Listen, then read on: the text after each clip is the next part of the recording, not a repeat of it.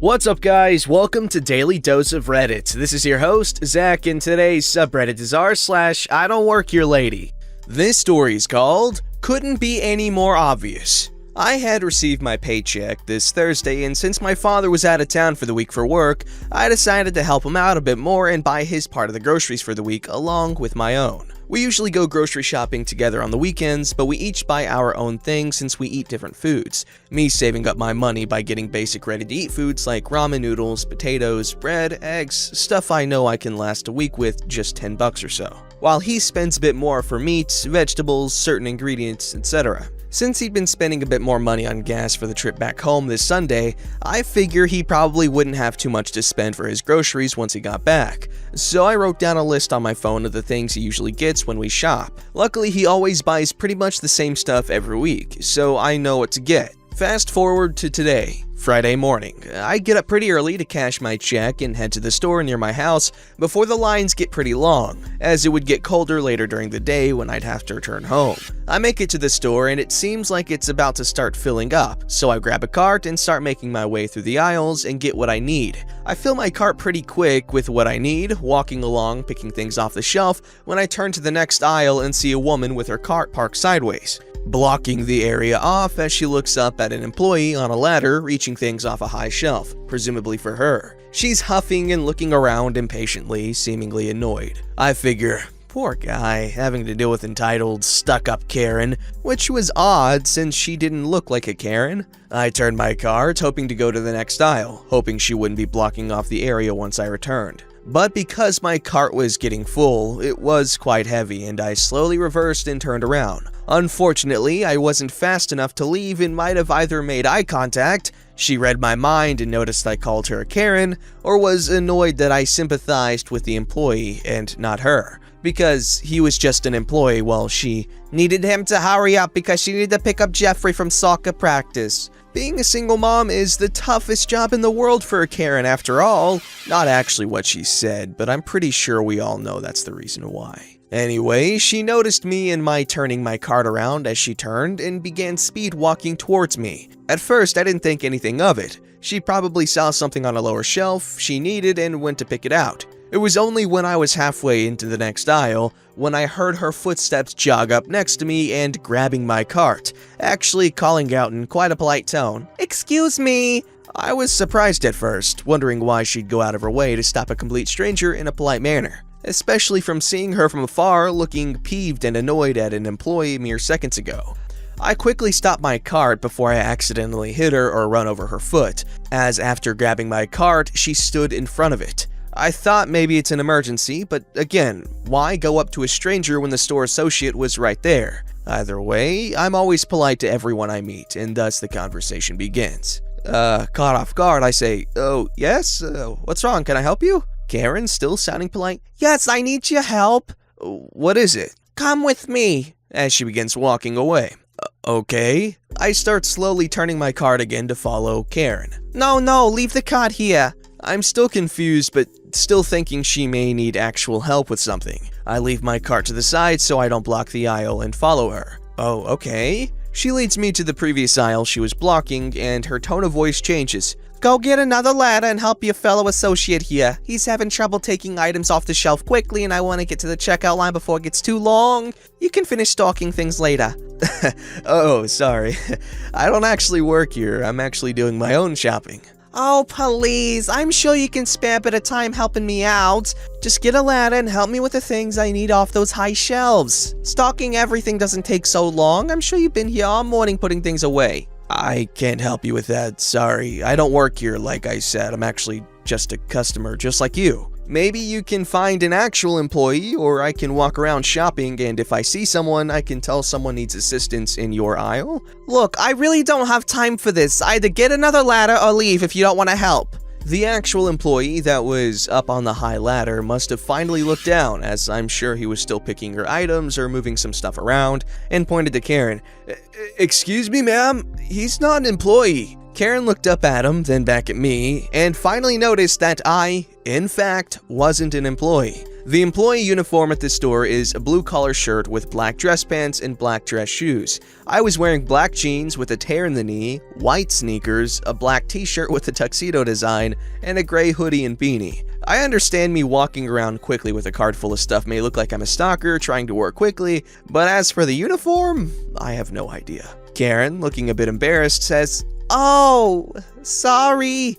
No, it's okay. It's alright. I make my way back to my cart and proceed to finish up my list and head to checkout, pay, and head on home. Sorry if this didn't have any type of sweet ending with Karen ending up losing it, or me or the employee getting revenge in some sort of way. It was nice in a way to see a Karen quickly turn from snobby and stuck up to genuinely apologetic for making a mistake and owning up to it. Although rare, not the first time I've seen a Karen, but definitely my first interaction with one. No need to apologize, good sir, because guess what? Your story was true.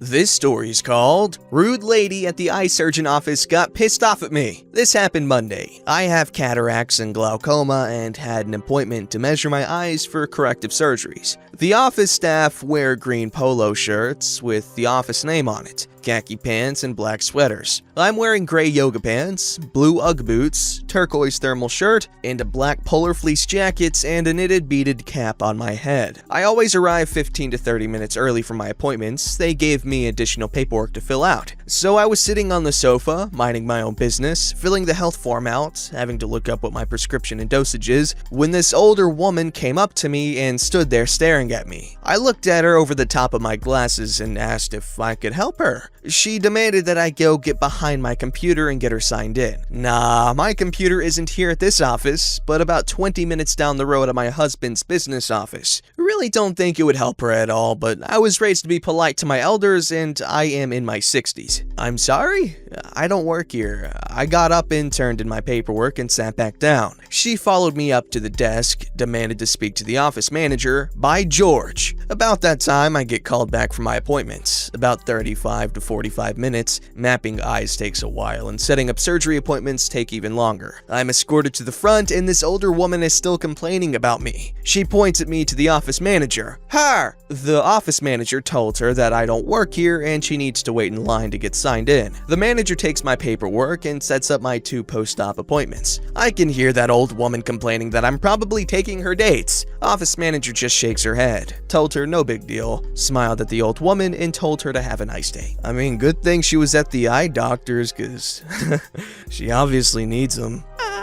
Alright, today I fudged up by letting go. After 6 years of running, it finally happened. Most early morning runs I do start off like this. Wake up at 5 a.m., think strongly for 5 minutes while staying in bed is the better option, make myself the strongest coffee I can handle, read the news for half an hour, and take a poo. Once this routine is done, I'll stick my running gear on and run anywhere between 5K and 15K. I'm a fairly okay runner. Over the Christmas period and up until today, I just simply haven't had the time to run. 18-hour days, kids, wife, etc, etc. Story time. I'm sitting on the sofa, just shy of midnight, dead tired but also craving a curry. Go to the fridge and bingo! Thai red curry ready meal. Amazing. Popped in the microwave for 3 minutes and sat back on the sofa with my glass of red wine. 1:30 a.m. I wake up slumped on the sofa and glance at the clock, and my first horrifying thought is that I've wasted £3.40 on a ready meal. I'm still hungry though. So back into the kitchen, microwave on for another 3 minutes, another glass of wine, and I enjoy my inappropriately timed dinner. 5 a.m. alarm goes off, and to my amazement, I'm wide awake. My first thought is to get my running gear on, and so out come the shorts and hoodie. I make my way downstairs and neck a liter of water, forgetting all about my coffee, probably because I feel wide awake. Read the news for 5 minutes, grab my keys, lock the door, and press start on my Nike app. It's going well. I'm plodding along at just over a 4-kilometer-minute pace and enjoying being the only person brave enough to be out in 2-degree or 35.6 Fahrenheit weather. My legs are feeling good and I'm planning the days ahead and having a lovely conversation with myself. Not wanting to overdo it, I decide at 4 kilometers to start heading back. It's now a 3-kilometer stretch of straight road with a 24-hour Tesco or grocery store 1.5 kilometers from my house. I always up the pace as it's slightly downhill and I like to take advantage of looking better than I actually am. 3-minute 20-second kilometer showed up, a 3-minute 10-second kilometer came, then 3-minute kilometer. I was flying, super happy, nothing was going to stop me. Until I'm 100 yards from Tesco and have to slow right down to catch my breath. I've obviously lost a bit of fitness over the past month of not running. No worries, I thought, a couple of minutes walking and I'll jog the rest of the way home. Then came the need to poo. It seemed more urgent than the other times I've needed to go after a run. Do I stop at Tesco? No, I better get home. Nothing worse than pooping in a public toilet. So I began to jog, not really thinking about the readiness of my anus. I'm now halfway between my house and Tesco, 700 meters till I'm home. My cautionary jog was suddenly halted abruptly like I had just ran straight into a wall. My anus is ready to explode. Holy crap, I said out loud.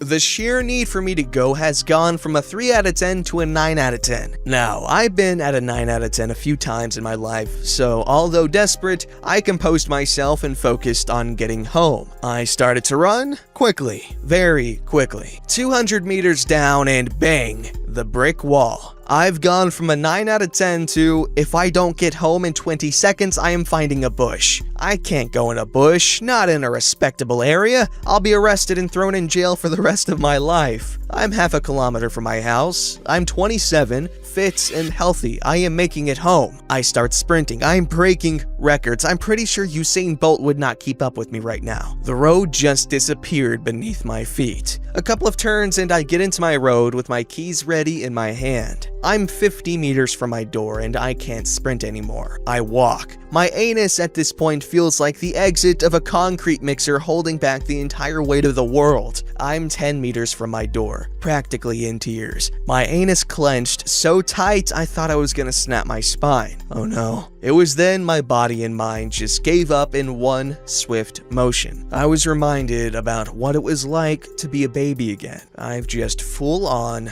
let it go. This was not a clean sausage. This was a full on bad stomach. In a panic, I dived between the wife's car and the side of the house. I'm praying at this point that I'm dreaming. Realizing it's not a dream, I'm praying no neighbor is watching. What the hell? How has my life come to this point? I said. Do I strip off here and walk around the side of the house naked? Do I hop the garden wall and hide my ruined everything in a bush? No, there's not an easy way out. I just have to go inside and clean up. I check my legs and there's no evidence. My tight-fitting boxers have done a splendid job of holding the unwanted contents. I walk around the house and let myself in. To my horror, both kids and the wife are up way too early. I think it was roughly 6 a.m. and she's doing her makeup and getting them ready for school. Babe, I've had an accident. In a panic, she runs down the stairs and I explain I've crapped myself. She basically didn't believe me and in her grumpy morning ways went back upstairs. I waddle upstairs to the bathroom and without thinking, just jump straight into the shower and drop everything. Holy mother, I nearly collapsed from the sight and the smell. The cleanup process began. It was not going well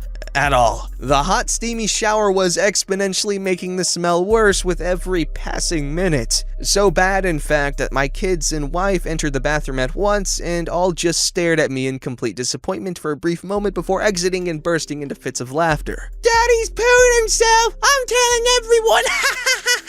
My wife joining in with the joke whilst asking me exactly what happened. The realization of what's occurring is now setting in. I'm stood in the shower in dark brown water with bits of crap floating around my ankles. And just as things seemingly can't get any worse, the water starts rising gradually up my legs because my crap has blocked the freaking plug hole. Oh, and I now remember the estate agent is coming around at 9 a.m. to value the house. Happy running, everyone! Disclaimer, I posted this in r/running a few days ago, but it got deleted because it went against the rules. I don't have much to say. Wow, that's an unfortunate thing to happen to someone, I guess. Don't forget to like, subscribe, and hit that bell to never miss an episode.